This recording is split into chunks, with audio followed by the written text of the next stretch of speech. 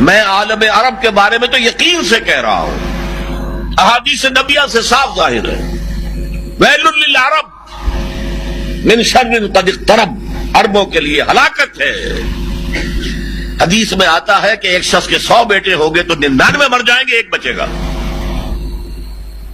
سب سے بڑے مجرم وہ ہے، ان کی مادری زبان میں اللہ کا کلام، اور انہوں نے اللہ کے کلام کے پیچھے اپنے آپ کو نہیں لگایا، اسے اپنا امام نہیں بنایا۔ کہتے ہیں وَاجْعَلْهُ لَنَا إِمَامًا وَنُورًا وَهُدًى، اسے ہمارا امام بنا دے۔ تم بناؤ گے تو بنے گا نا امام، بنانے کو تیاری تھی، دعائیں مانگنے بڑی لمبی لمبی 1 گھنٹے کی دعا جو ہے حرمین کے اندر مانگی جا رہی ہے تراویح کے بعد اور ختم قرآن کے بعد، یہ دعائیں تمہارے منہ پر دے ماری جاتی۔ ہو کون تم؟ لستم علی شیء حتی تقیموا التوراۃ والانجیل وما انزل الیکم من ربکم، اے نبی کہہ دیجیے اہل کتاب سے تمہاری کوئی حیثیت ہماری نگاہ میں نہیں ہے جب تک کہ تورات اور انجیل کو قائم نہیں کرتے۔ یہی بات اپنے بارے میں سمجھیے، یا اہل القرآن لستم علی شیء حتی تقیموا القرآن، جب تک قرآن کے نظام کو قائم نہیں کرتے تمہارا منہ نہیں ہے کہ ہم سے دعا کرو، دفع ہو جاؤ۔ تم پڑھو قنوت نازلہ، کوئی اثر نہیں ہوگا۔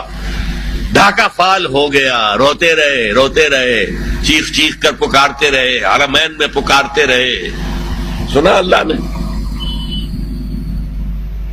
ابھی مرا ہے وہ جگجیت سنگھ اروڑا، جس کے سامنے یؤتی الجزیۃ عن ید وہم صاغرون، آپ کے جرنیل ٹائیگر نے اپنا جو ہے ریوالور پیش کیا تھا۔ جگجیت سنگھ اروڑا یہی کا تھا، گجرانوالے کا۔ بہرحال ابھی ایک امید ہے، جب تک بھی اللہ تعالیٰ مہلت دیتے ہیں، لیکن اس کا راستہ کیا ہے؟ پہلے تو میں امید افزا باتیں آپ کو بتا دوں۔ احادیث صحیحہ میں اس کی خبر دی گئی ہے کہ قیامت سے قبل پوری دنیا میں اسلام کا نظام قائم ہوگا، اور یہ اتنی پختہ حدیثیں ہیں کہ جو شخص ان کو پڑھ کر بھی شک کرے اس بات میں سمجھتا ہوں اس کا ایمان حضور پر نہیں ہے صلی اللہ علیہ وسلم۔ میں پڑھ نہیں سکتا، وقت نہیں ہے اتنا، لیکن ہم نے نوید خلافت کے نام سے 4 ورقہ بہت لاکھوں کی تعداد میں شائع کیا ہے۔ غلطی ہوئی ہے، آج بھی مجھے لے آنا چاہیے تھا 200-400 آپ کو تقسیم کرنے کے لیے۔ دوسرے اشارے ہیں، یہ پہلی بات تو ایسی ہے 100% کہ جس میں شک نہیں مجھے، جتنا مجھے یقین ہے کہ مجھے موت آئے گی، اور جتنا مجھے یقین ہے کل صبح سورج طلوع ہوگا، اتنا ہی یقین ہے کہ پوری دنیا پر اللہ کے دین کا غلبہ ہوگا۔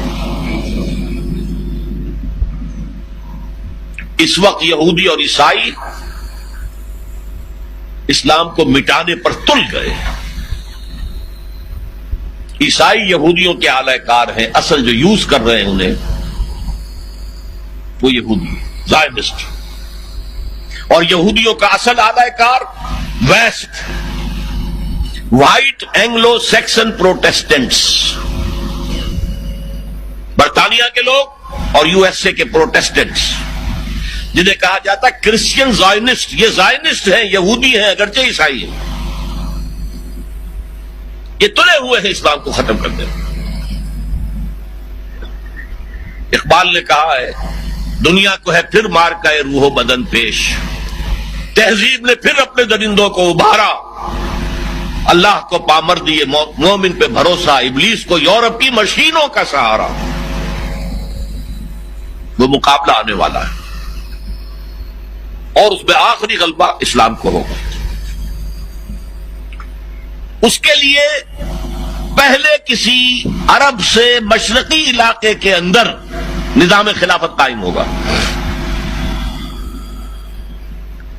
حضور کی یہ حدیث بھی ہے کہ مجھے ہندوستان کی طرف سے ٹھنڈی ہوا آ رہی ہے۔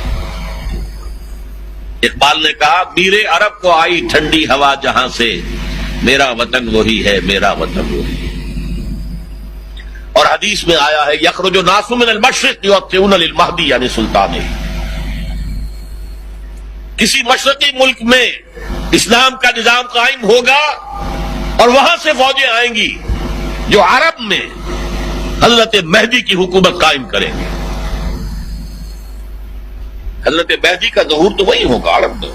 لیکن عرب کھوکھلے ہو چکے، عیاشیوں کی وجہ سے ختم ہو چکے، ان میں دم نہیں ہے۔ فوجیں جائیں گی کسی مشرق کی، اب مشرق میں کون ہے؟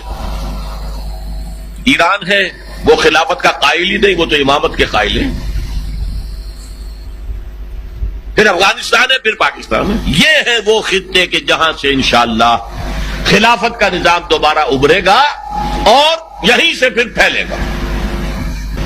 یہ چاہتے ہیں کہ اللہ کے نور کو اپنے منہ کی پھونکوں سے بجھا دیں۔ بش تلا ہوا ہے، اسرائیل تلا ہوا ہے، یورپ تلا ہوا ہے۔ اسلام کو ہم ختم کریں گے۔ اسلام کو مذہب کی حیثیت سے ختم نہیں کرنا چاہتے، رہو، نماز پڑھو، روزہ رکھو، ہمیں کوئی اعتراض نہیں، لیکن اسلام کا سیاسی نظام، اسلام کا معاشی نظام، اسلام کا سماجی نظام، nothing doing, there can be no compromise، ہمیں ختم کر کے رہے۔ الیکشن کے ذریعے سے نہیں ہوگی، حضور الیکشن کے ذریعے سے حکومت نہیں بنا سکتے تھے، بلکہ آیت اللہ خمینی الیکشن کے ذریعے سے قیامت تک ایران کے اندر وہ حکومت نہیں بنا سکتا تھا، وہ انقلاب ہوتا ہے، جانے دینی پڑتی ہے اس کے بغیر۔